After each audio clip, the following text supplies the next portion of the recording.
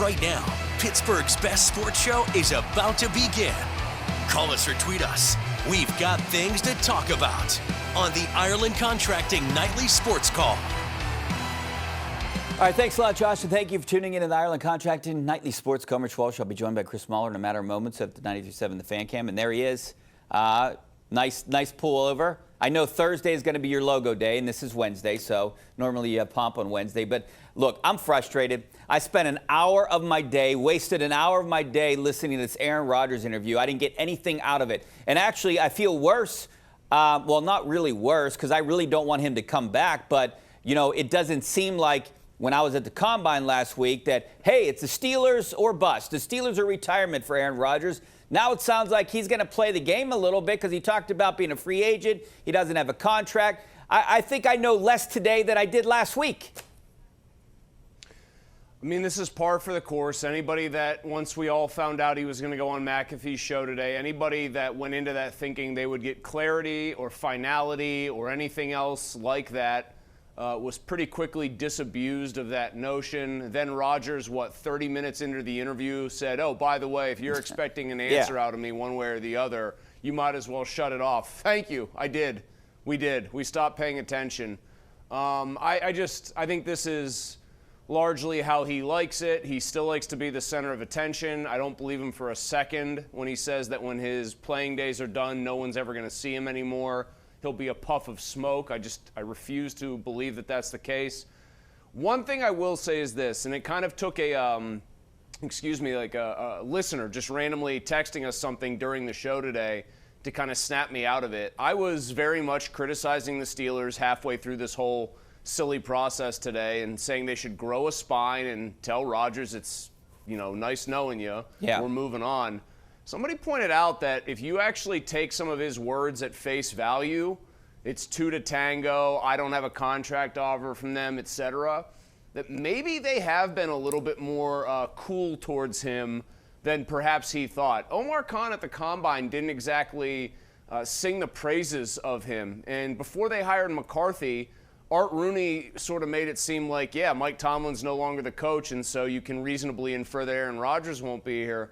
Maybe I have been too quick to jump to the whole idea that, they're just going to go and bring him back in for one more year because he knows McCarthy.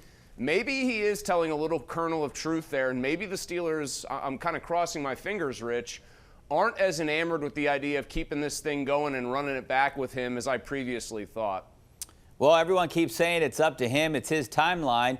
But, Omar Khan told us out there, I was out there for that interview, said he had multiple conversations with him. Mike McCarthy also had multiple conversations with him. Mike McCarthy, in that interview with Bob Pompiani, basically said that they were going to try to run it back with Aaron Rodgers.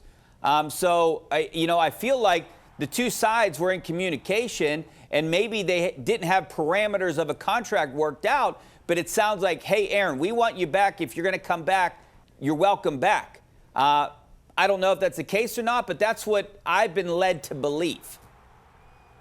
Well, the other hypothesis that was put forth today on our show was from Jeff Hathorn, our sports director, of course, Rich, who implied that he thinks it could be a situation where Rodgers wants at least a little bit of a bump in pay after, from his perspective, helping them win the division last year. Okay. I don't know if you've ever seen the show Pawn Stars, but if Aaron Rodgers' main contention is he wants a little bit more wetting of his beak to be done contractually, I'd talk like that Pawn Stars guy and be like, best I can do is tell you to take a hike, man, and get out of here, because in no universe should he be asking for a raise. He was a guy that I think put a pretty strict ceiling on them last year once it became evident that he could not do some of the things we've all become accustomed to seeing him do. He stunk up the joint in Cleveland, blew that game. They should have wrapped up the division there. If it wasn't for a missed field goal, we wouldn't even be talking about the playoffs.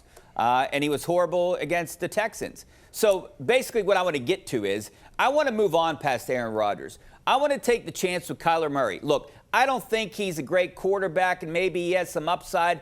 Put him with a good team. Let's see. But he only cost, $1.3 million. I'll take that over 14, 15, or whatever, $20 million. Get some stars around him. Get some people around him. And just go with what you got. Maybe draft Drew Aller in the 4th round. And now you got 4 guys. If one guy stinks week 1, go with another guy and just keep rotating these guys, and then maybe you'll get a good draft pick at 27 when you find your quarterback. I mean, I think Murray, the problem here is that it's the same situation as Russell Wilson, but it became pretty clear that nobody wanted Russell Wilson in that whole process, and then the Steelers decided to swoop in. I think there's going to be an actual market for Kyler Murray because he's much younger than Wilson was.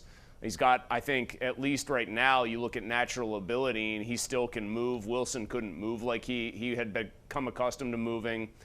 So I think there's going to be a market for Murray's services, and I think it's hardly likely that he wants to go to the Steelers. I think the Vikings want him. I think that's something that they would strongly consider. I think there's a couple other teams out there that might be more appealing to him. I'll just go back to what I've said. If you ever want to move this thing forward, if you don't want to just keep going like retread mode, then tell Rodgers thanks but no thanks. Let Will Howard start the games this year. Let him be the guy, or let Mason Rudolph start and he gets off to a bad start. Okay, put Will Howard in with very little pressure, and you're probably only going to win 5 games, maybe 6 if you're absolutely lucky. And guess what? You have more access to the top quarterbacks in 2027's draft. I wonder what kind of stomach there is for that amongst the Steelers.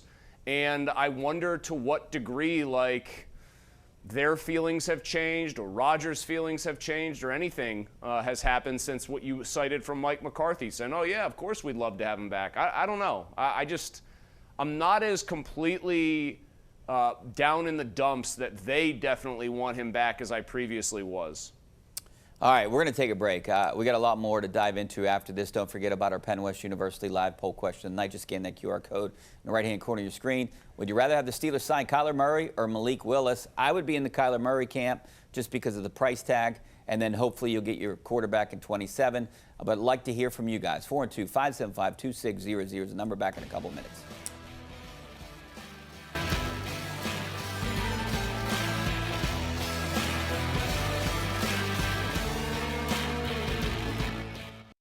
Welcome back to the Ireland Contracting Nightly Sports Call. This is our Xfinity tweet of the night from Adam Schefter. Steelers are releasing tight end Jonnu Smith. Per sources, the move will save about $7 million against the cap. Smith now will become an unrestricted free agent. Chris, obviously, this was a move that we all saw coming. He was very, very disappointing last year. He had like 38 receptions. He had 2 touchdowns for like 200 and some yards. Richie, is there any truth to the rumor that Arthur Smith is looking to sue the NCAA on Jonnu Smith's behalf so that he can actually bring him back to college to play for Ohio State, since Smith is the OC there now? Because I'm going to look into that. Yeah. Jonnu has just loyally followed Arthur Smith, or however. I guess Arthur Smith has tried to bring along Jonnu at every stop virtually in his coaching career. So maybe he can be the latest guy to say, I played in the pros, but you know what, NCAA, let me go back and play in college some more. That was a failed experiment. For sure. I thought it was a good trade. Hey, depending on what happens to Jalen Ramsey, it's like they got nothing for Minka Fitzpatrick. All right, I want to go back to this Kyler Murray, Aaron Rodgers situation and Mike McCarthy. I'm going to bring up Mike McCarthy here because don't you think he wants a winning record his first year? Don't you think he wants at least 10 wins? So maybe that's why he'd want to run it back with Aaron Rodgers. Maybe that's more important than he doesn't want to be a failure the first year. Then all these fans would think, like, why did you hire this guy? I mean, Mike McCarthy has scuffled previously in his career. I think the whole he needs 9 or 10 wins thing was very unique to Mike Tomlin because of the very unique way Mike Tomlin's career went, where he never was worse than 500 in a season. Mike McCarthy's not scared of losing because at various times in his career, he's actually done exactly that. So, I mean, I'm sure he wants to win. Any coach does, but this, like, I guess this Tomlin-esque idea that would get stapled to him, or this Tomlin-esque mindset that it's win 9 games or be over 500 at all costs, I don't think it necessarily applies to McCarthy. And Rich, I forgot to say this in our opening here, but from Art Rooney to Omar Khan to Mike McCarthy on down, we had this whole after the fact or retrospectively, you could look back and say that Mike Tomlin knew that Aaron Rodgers was going to be the Steelers quarterback pretty early in last offseason, and they just operated like on a kind of a code of silence. I think on Monday, when teams can start kind of wheeling and dealing here, you're going to find out very quickly whether the Steelers are actually going to wait up for Aaron Rodgers. I mean, they could absolutely go out and do something in free agency that would lead people to go, oh, wow, okay.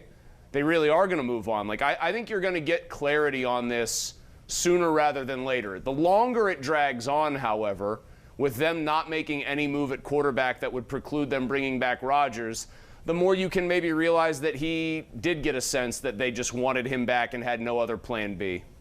All right, Terry in Roughdale. How you doing, Terry?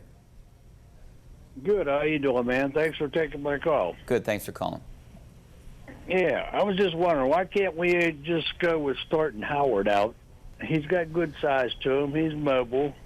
We need to get over this Aaron Rodgers thing, man. We need somebody that's got some flexibility and can move around a little bit. I mean, he seems like he doesn't have an arm like Rodgers. Yeah. I mean, I would like to see them start Will Howard 17 times more than I'd want to see one Aaron Rodgers start. But would you really? The guy, yes, 100%. I mean, you're not moving this thing forward if you bring Rodgers back, Rich. If you start Howard, not even from like the get-go because he's never even played a preseason game, but my Mason Rudolph to Howard succession plan, like in season, you at least get some answers. Either you found out that Will Howard, as a matter of fact, is very likely the guy, and holy crap, you got this incredible 6th-round bargain, or he starts 11 or 12 games and he's just not very good, and then you find out that he's probably career backup at best, and you need to draft somebody in the 1st round next year. Like, so what? There are lots of teams in that situation every year, probably a handful every year, that need a quarterback in the 1st round. If you go with Rodgers, you're not bringing him back even if he struggles to bench him for Will Howard.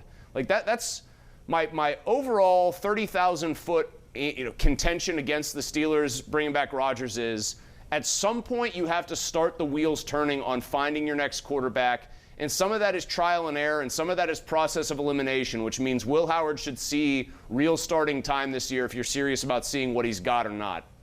But don't you think fans want to see at least a winning team on the field? I mean, look, I know we made fun of. No, I just said no, I don't. Because there was hope there for a little while. People started to get excitement. There was some optimism. Hey, maybe this team's good enough to win a couple games.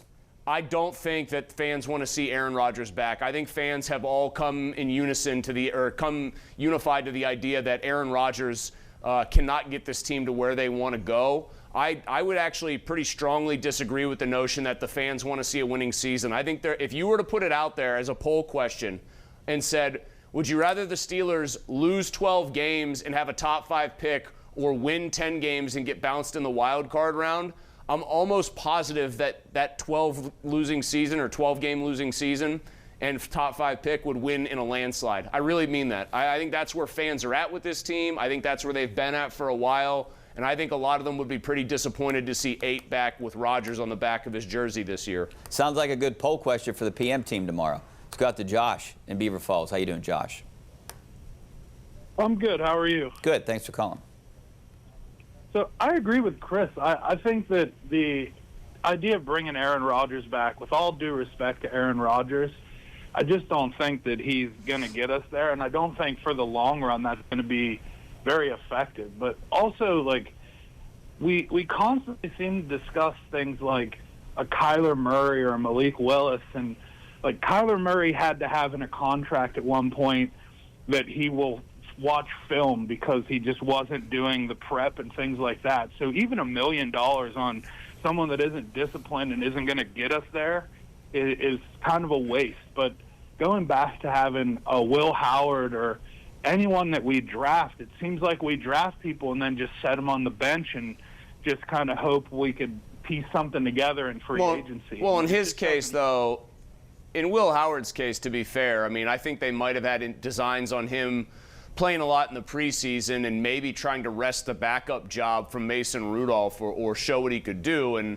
he hurt him. He got hurt. I mean, I think that derailed some of their plans. I think they had obvious plans to try and see what Will Howard could do. I think he's going to get a shot regardless of who the starter is to kind of strut his stuff in the preseason, but I'll go back to what I said.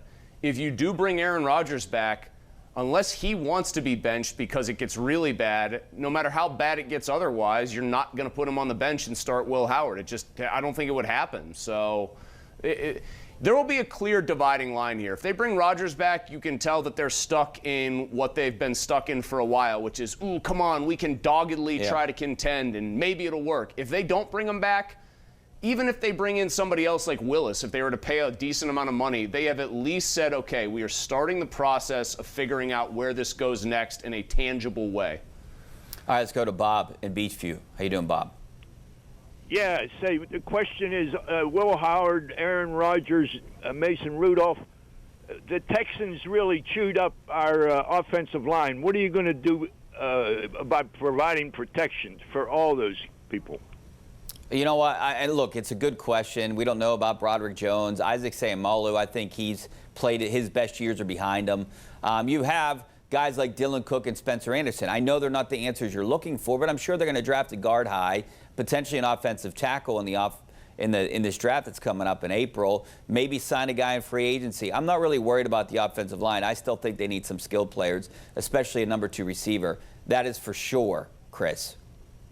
I think from center over to right tackle, they're fine. I think they've got questions on the left side, but that was partly, too, that they got chewed up by Houston because Houston's a great defense and Rodgers couldn't move to protect himself. So I don't think the line is as big of an issue as the caller suggested. All right, we got to take a break. Back with more of your phone calls. Some of your tweets coming up next. Stay right there.